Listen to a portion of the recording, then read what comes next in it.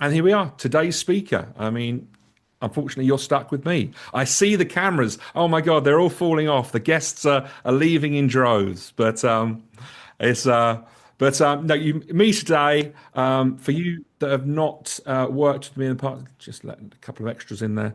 Have not worked with me in the past, or only know me through the Interchange Institute. The rest of my work is mainly spent in the business sphere with organizations that are going into new markets, exiting markets, acquiring businesses in other markets, helping them work out which of their team members are the right fit for those tasks, how they integrate those team members back in. And generally, I'd say most of my time is spent helping people understand how important it is to build relationships in business, especially when you are working across cultures or in a country that is not your domestic market, because you really do need all the friends and accommodations you can get in order to make international growth workable. Probably best place to reach out to me is directly or through the Interchange is website. And sometimes when I look back at that photo, I think that photo was taken early last year, and I think, wow, Pete, it's been a really rough winter for you. So I think I need to obviously get back in the gym and maybe change the diet somewhat. So today, did you pack this bag?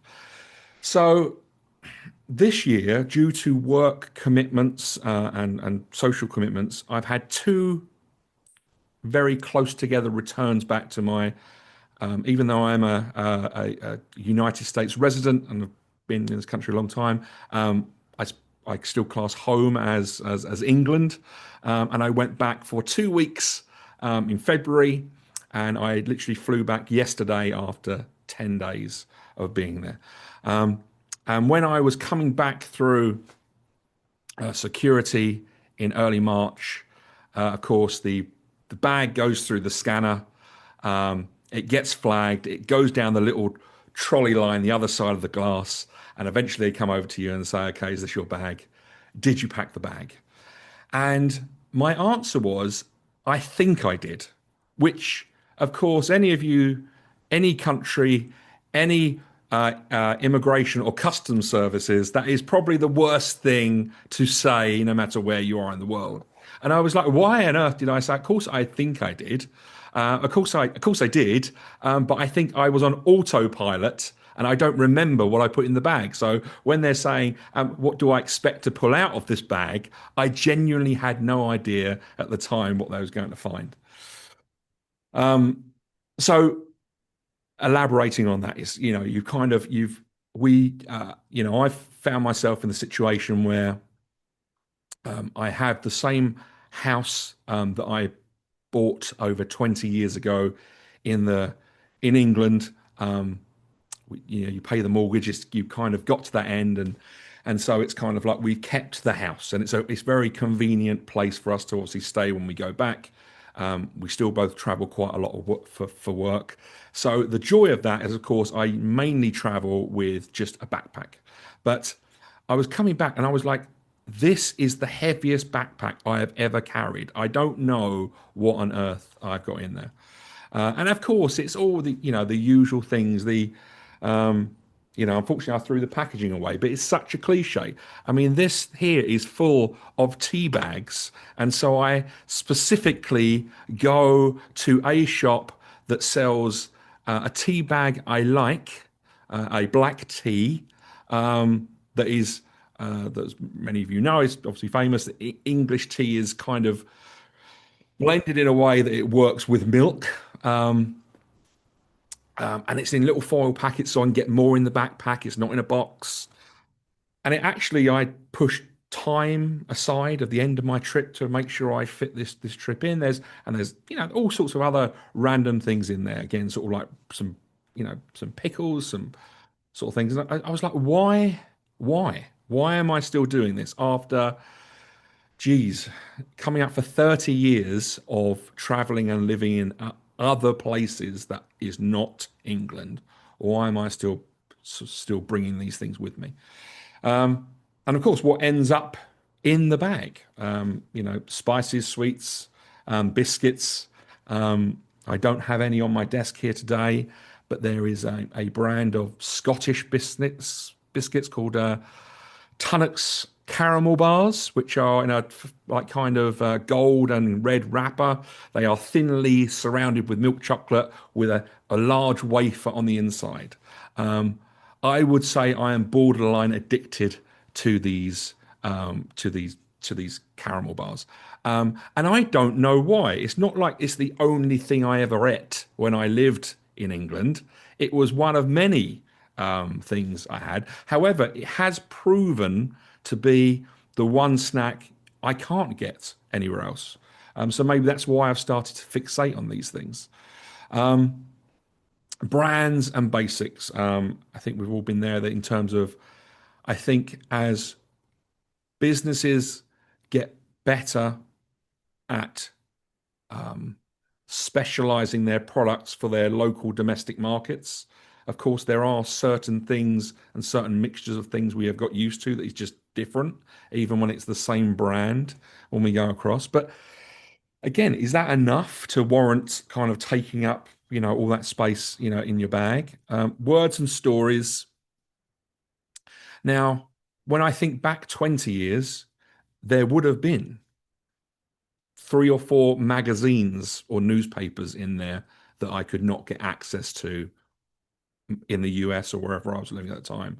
There would have been DVDs, there would have been CDs, there would have been some cassettes. Of course, now in this digital age, that hasn't gone away. I've just replaced that with millions of subscriptions to European-based subscription services to give me the TV or music or movies that I've been used to at home. And of course, gifts and rituals and heirlooms. I remember we did a culture chat, probably 100 episodes ago, where we talked about trinkets and small things that mean something, and how we bring them back, and how a very small item can totally become a disproportionately large part of our life and important parts to why we push them around. So we end up with all these things in the bag, and of course it's like, do we pack the things, or do we pack the feelings associated with the things we're packing, which is kind of where I was at in terms of the identity, the taste, the smell, the brand. They remind us, I think in my instance, I mean, it's strange what a deep essence of reflection this one incident has brought into my life over the past 8 weeks of like, how many of these things do I actually need, still enjoy, or has it purely become an identity thing of something I do every time I travel? Of course, there's the belonging aspect of being able to kind of, remind yourself and share with others. We are in the process of, we've moved into this new apartment here this year. And of course, part of that is decorating and furnishing. And which, as you all know from moving, I mean, there's a great rebirth that can happen through moving and refurnishing and going through what you need and what you don't need. However, in that process, there has been a kind of a conscious decision to acquire certain things, be it artwork or small items to furnish the apartment, that are very English. I don't know why, but I think it's like automatically I've associated decorating this place with putting my identity in it in terms of my cultural, historical identity into the apartment. So on that first trip, I went out and I bought some. There's a English photographer who passed last year called Martin Parr, who he's famous for lots of photography, but I think his most known photography is of the traditional British seaside. So thinking of ice cream vans, socks and sandals, seagulls, kiss me quick hats. All these people, these are kind of sort of thing. And it was. I thought, okay, I'm going to dedicate a wall to. I've never done this anywhere else I've lived. I've always enjoyed his work, but for some reason, that kind of made it into the bag on the way back. And the comfort element, I think, again, this year for me has been a lot of moving of home. And I think you can very easily fall into these kind of these comfort traps. I'm thinking of a new routine I've started this year for some reason that involves pretty much I've been working from home, so I've been taking my lunch at the same time pretty much every day here in New York around about 12:30. I've been making the tea with my English tea I've brought back, my Yorkshire Gold. I've been having one of those caramel tunnock biscuits, and I've been watching an old episode of a TV show called Bergerac, which was a BBC show from the 1980s. It pretty much ran the whole of the 1980s. So I associate it more with my childhood than adulthood.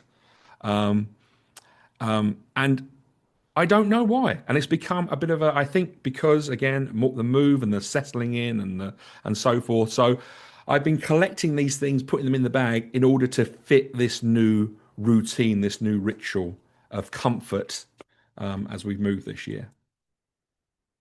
And so then it it leads on to this: does it help or does it hinder? I mean, as we all work with people managing, the cultural transition from region to region or country to country, continent to continent.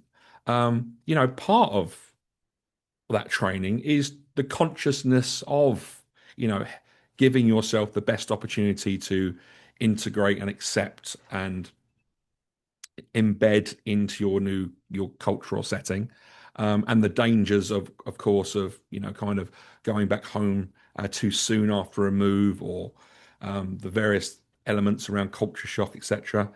And I was thinking, are these small things that I'm doing each time I travel actually, you know, more hindering more than I'm actually giving them credit for? Of course, they help. They can ease with homesickness. They can help you build bridges. They can, you know, if you have, if you have children, I think certainly um, we work in the international school environment a lot. So a lot of our friends are foreign nationals that have brought their children with them, and of course, I think it can be a legitimate concern, not concern, concern's the wrong word, a legitimate requirement or feeling one needs to, kind of give their children roots in the culture in which they've moved from at a very young age or have moved on. And I think sometimes keeping these things around the house or having these small rituals helps with that. And of course, it restores us. So I think, again, me, it's like lots going on, work is busy. This small ritual of the same thing every lunchtime that is almost transporting me back to this comfort of my childhood in the Kentish countryside of England is somehow, kind of helping me, get through this period of transition. But of course, the hindering part of it. Am I taking for granted that I've moved so many times that I will make this move as successful as previous ones, and it's actually delaying me in adapting?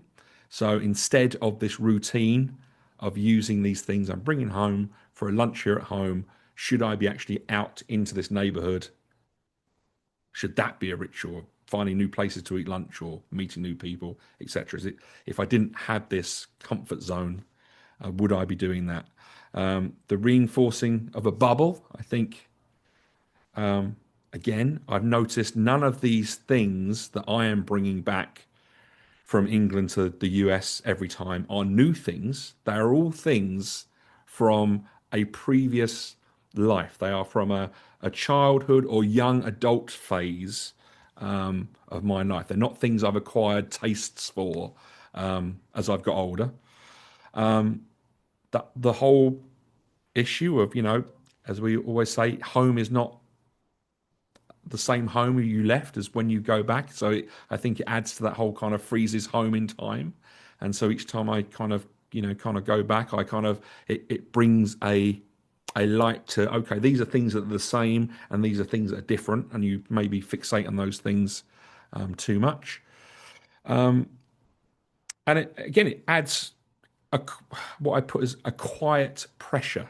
And what do I mean by that? I think in terms of, I actually find myself sometimes going through the cupboard here, and I'm running low on something, or a a favorite t-shirt has kind of finally expired and I need new ones, and I think to myself, oh, I must arrange a trip home in order to restock on these things. So it's nothing actually to do with like pre-commitments or work. I'm just thinking, oh, I must go purely because supplies are running out. Now, if someone talked to me about this, about prepping for the end of the world, I would say to them, I'd say, you're crazy. That's not my, I mean, what is the point? What are you doing with your life? However, I'm displaying some very similar traits here, which I'm trying to be aware of.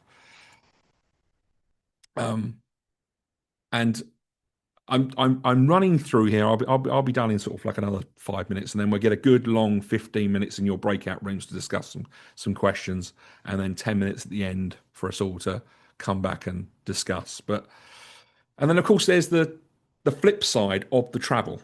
So once people know I am going home, they will ask me to bring back things for them. And in many ways, I'm becoming a borderline illegal import export organization for other people's, kind of like habits or requirements or things. It's like kind of, and again, they fall into those things. It's like the stereotypes or the kind of things like we talked about, the kind of British tea, the Canadian maple syrup, the chocolate. It's like people just associate a brand or an item with a culture. So every time someone they know or feel comfortable with, they're like, out of habit, they just say, "Can you bring us some of this back?" Or maybe they do really enjoy it. The other group, as I put it there, I've called it the upgrades. I think about this most when I was more towards the earlier 2000s, 2000, 2010. There used to be a very obviously good currency balance between the UK and the US, with nearly $2 to every one British pound. And of course, that the same time as the growth in popularity of Apple products, and for a period of time there, it was like, oh, Peter, can you bring me? Can you gift me? Can you bring me back a new iPod, or can you bring me back a new, um, uh, kind of MacBook, or can you? What's because it was just genuinely you're paying in dollars what you would have paid off in pounds, and it was a very good value gift to bring someone home. Also, certain things in terms of certainly in terms of hair products, I'm thinking. I don't know if it's still the case, but certainly with European Union regulation and American regulations not being aligned, some products like shampoos and conditioners, they can put certain materials and chemicals into American products they cannot put into EU products, which do give you a much more luscious hair experience, sort of thing. So I remember that those sort of things being a kind of thing. And then there's the curiosity part of like, I think people just in some way like to feel attached, or like they've gone on the journey with you if you can bring them back something that they've never experienced, like at home from somewhere else. It's they again, I think in this day and age, it's very much usually a trend or something they've seen on social media, on Instagram or Facebook or whatever, and they're like, "Oh, bring back this whatever." I've seen it; it looks great, and it's in many ways a way for them to connect or feel exotic or feel like they have had a cross-cultural experience without actually of traveling with you. So there's all those things you get asked for to bring back. So before I put the obviously the put us all into our breakout groups again, for those of you that may this is your first time with us, and we like the core essence of culture chat really is to put you all into groups of kind of 4 or 5, so you can kind of really get to know each other, ask questions, do some networking, do whatever you wish there, discuss the topics, and then kind of come back at the end to discuss. So yeah, let's just think about these things. You know, what is an item that you have got into the habit of always bringing back when you go back to wherever you call home, and what does that kind of say about you and your relationship to that product? Has that must bring list changed? As I said, for me, it's stuck in a period of time. I've not added new things to it from the last certainly 15 years. I don't think they're the same kind of things I've been traveling with. Do you have those friends and families that are always reaching out to you to kind of bring something back? Are you part of another sort of like large expatriate community in your new host country than from original one? So you kind of all help each other out by bringing things back, or family members. And like me, at what point do you think actually holding on to certain things is actually holding you back rather than helping you with your life abroad, or your new life in a new culture? So those are the 4 things. I will try my best to stop sharing for 1 second. Any questions before I fling you all off to your rooms? Peter, what did you not be? What did they take from you when you put your bag through? Do you know what? After all of that, Suzanne, it was I'd put after they got out the 4 packets of biscuits and the weird zipped thing of tea bags and this odd little jingly ornament thing that I decided to bring back, that was my parents'. What actually flagged it was I'd bought a new container to hold all of my cables. So I finally said I'm going to organize my computer bag, put all my HDMI cables in there, USB cables, adapters, all into one little Yeah. pouch thing. Okay, they And thought you were bringing a bomb. exactly, and I think it went through the Ah, scanner, too and it was many like, what cables. is all these things Yeah, in yeah, one yeah. little thing? So Well, yeah, I it was brought a just rug back. I brought a yeah. rug back, and it was a Golm, and it's a very big rug. So I had the rug dealer put it together as tightly as can, biggest suitcase, and Lufthansa said, "Oh, you can repack this. It's a little too heavy." So I paid $500 for the suitcase, and it was worth bringing my parents' rug with me. But you can't half it. Yeah, well, we say discussion we get back. It's getting more complicated though, because I mean, many of these airlines now offer you a cheaper rate to fly with less luggage, and so of Yeah. course you enter into these things with the No, that best was a second intentions, suitcase. That and then of was so course much. you end up spending more with other things. Right, I'm And going to you correct walk some. through and you have to say, I had on the rug dealer said, put used rug. Don't put Persian, because Persian America does not like. So we put used rug, and they waved me through and said, what does she want? Used rug. Okay. So you can do a lot of things. You have to look tired. Right, No opening pickles. these breakout rooms now. I shall welcome you all back in about 15 minutes, so it gives us a good sort of like 10 to 12 minutes at the end. Of course, as always, if you find yourself in a room with people you've been in with before, do not worry about coming back, and I'll try and reassign you again. The only limitations there are my own technical limitations of dealing with Zoom. So, yeah, see you all back in 15. Welcome back. Welcome back. Hey, Joy. Hi, Peter. Hi, Doreen. Hi, Peter. I've missed out on my group. I hit enter and then I got out. I didn't mean to do that. So Oh, what are they going to be saying about you, Joy? Oh my God, she seemed like such a nice Oh, lady, and then she just left and she us. just left.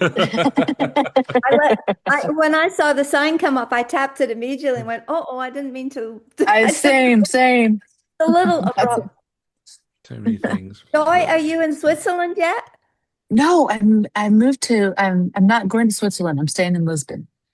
Okay, we'll catch up Didn't later. get the Swiss work permit. Long story. Yeah. Welcome back.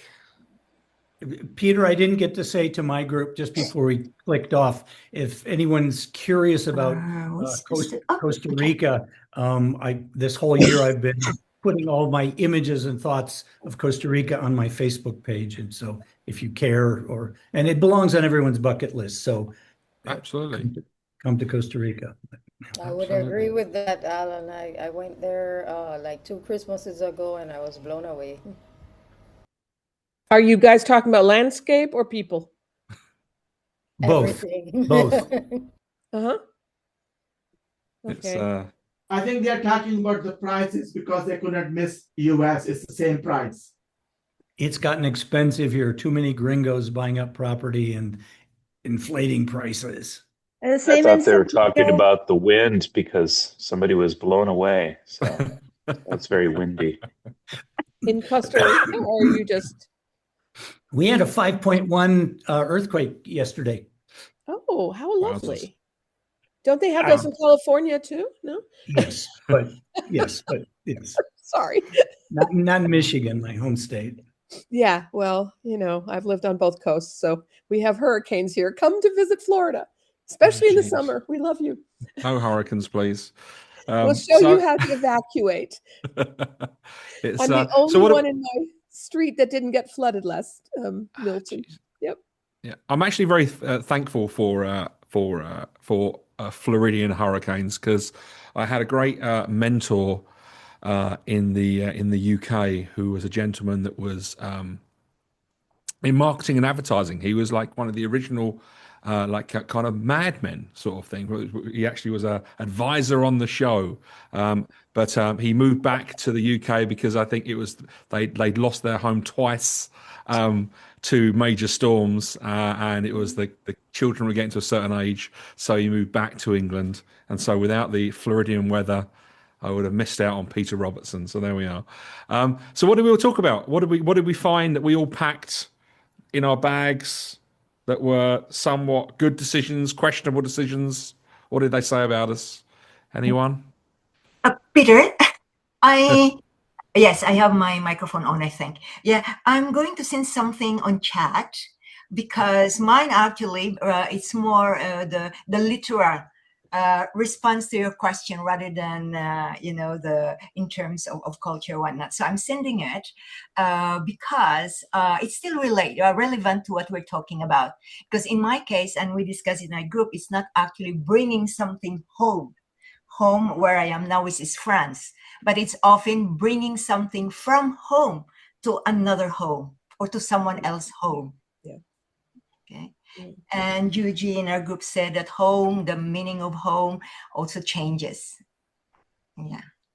So I have put it there because I was born in the Philippines and they have this word, the Filipino word pasalubong, which I had difficulty translating in English.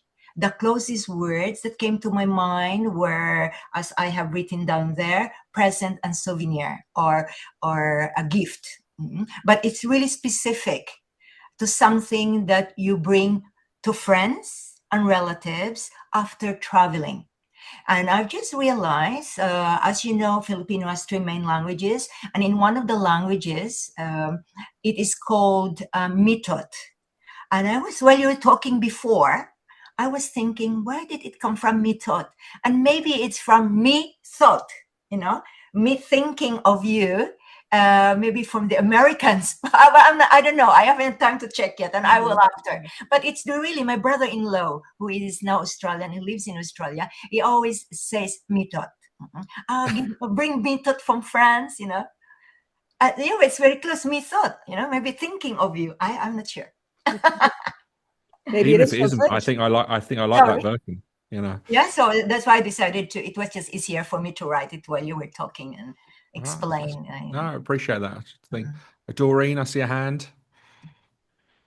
I just put this in the chat that I wonder if anyone here has anything on the neuroscience of this. I'm finishing up my book Unsettled, and I've been looking into a lot about neuroscience and how we soothe ourselves.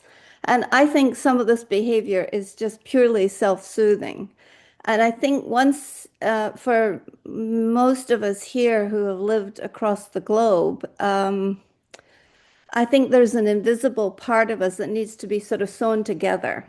And by bringing these little items that feed the senses, that supply the senses with richness, nurturing, I think that it's much more important than we actually believe it is. So I would be really curious if anyone else here has got any resources on this topic regarding the neuroscience, on the background of how this relates to our central nervous system. Doreen, we use a psychologist in our outbound Rotary Youth Exchange. And there is a long speech about the honeymoon phase and the phase where you're comfortable. And then the downside, that's when I say take your teddy bear, because those are the things that are surely proven. So I would look into psychology. Thank you. Thank you. I mean, I think this is behavior that humans across the eons have always performed. Of course, in today's very secular society, when we have so many things, we have so many more options to do this. Yeah. And so I think it's sort of a new topic that now when we look back on globalization and we reflect on globalization and what it has meant for many of us, this is kind of one of the spin-offs. Mm-hmm. An important topic, Peter. I'm glad you brought it up, and it's making me think. Thank you very much. Hi, pleasure. It's more. I think it's a kind of. Let me quickly share. I put a couple of. What did I put on this final slide? Did I put a thought on here? I think I did. Yeah, I put on here. Along the lines of what you were saying there, Doreen. So what we carry between countries isn't only goods; it's identity, comfort, memory, and care. Physically transporting your 23-kilogram allowance. But getting back to the psychology part of it, again, and noticing in what we pack and what we're being asked to bring, I think tells us something about, where we come from, where we are, and how we hold those two worlds together. And it's kind of, I think there's lots. I think it's very topical. Well, not topical. It's very current now to have like a more frequent, say, health check-ins on your, various tests and blood work, etc. We're all getting a lot better at kind of understanding our body in increments and mental health check-ins. And I sometimes think if I was to actually stand back after packing my hand luggage and look at actually what I put in there in terms of the types of clothes I put in there, any sort of like random stuff, it would probably give me a very accurate picture of actually where my head is at right now as a person, because it's kind of, I guess, by default making you shortlist your essential things every time you kind of go. Steve, just saw in the chat there you put about the British Marmite. Yes, I love Marmite. Secondly, I've never met a single American that likes Marmite. I hope could be wrong. And thirdly, I was shocked when I was reading the Financial Times last month that an American investment organization has purchased Marmite. So Marmite is now an American-owned product. So, for those of you that are not familiar with the delights of Marmite, it is a strange yeast extract that that is a very kind of bitter, almost beef brothy way of putting a spread on usually a toasted bread or within a sandwich with cheese or something like that. But it's definitely something that hasn't really traveled well over the decades. but still alive Are and you well. allowed to bring it in? Yeah, I mean, you get some very strange looks when you bring it in, but yes, you are allowed Is it in to. a like a Yeah, marmalade yeah, glass? it's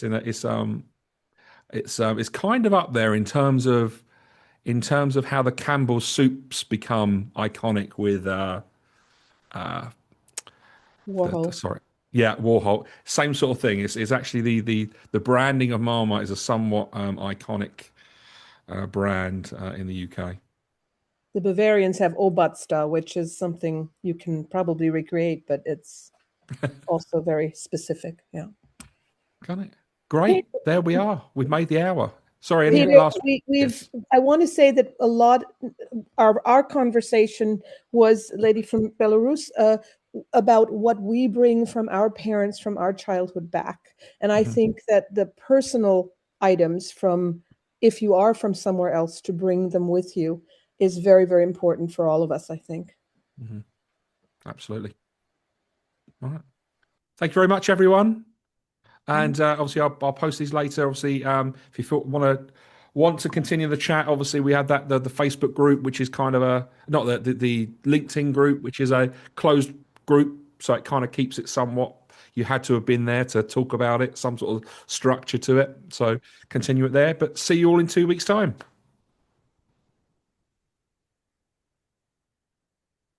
Right. Awesome, Peter. That was great fun. Thanks, everyone.